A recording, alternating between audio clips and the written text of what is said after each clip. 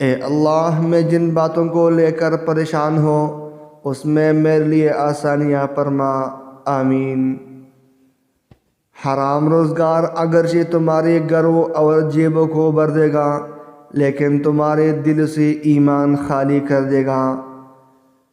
تعلق بے رزق کی طرح ہوتا ہے، بدنیتی آ جائیں تو برکت ختم ہو جاتی ہے۔ بعض لوگوں کے مرنے سے بہت سے لوگ مر جاتے ہیں اور بعض لوگوں کے مرنے سے بہت سے لوگ جینے لگتے ہیں، یہ اپنے اپنے کردار کا نتیجہ ہے۔ اگر کسی کا آنسو تمہاری وجہ سے گر گیا تو تم روز محشر اس کے قرض دار بن جاؤ گے۔ کسی کو اتنا مجبور نہیں کرنا چاہیے کہ وہ اپنی خاموشیاں توڑ کر لفظوں سے تمہاری دھجیاں اڑا دے۔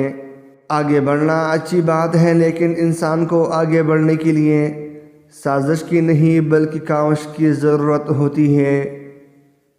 اس دنیا میں سب سے زیادہ امیر انسان وہ ہے جس کے پاس سکون ہے۔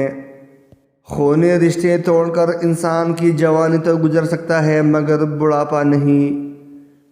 اے میرے خدا، ہمیں بے روزگاری، تنگ دستی، محتاجی، رزق کی کمی، رسوائی، قرض، مرض، اولاد کی دکھ، ناگہانی موت، بری نظر اور حرام کی کمائی سے محفوظ رکھنا، آمین ثم آمین۔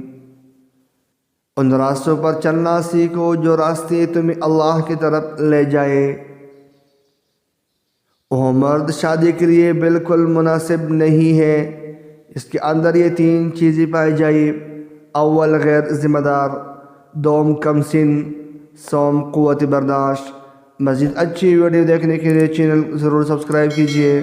Thanks for watching dear viewers.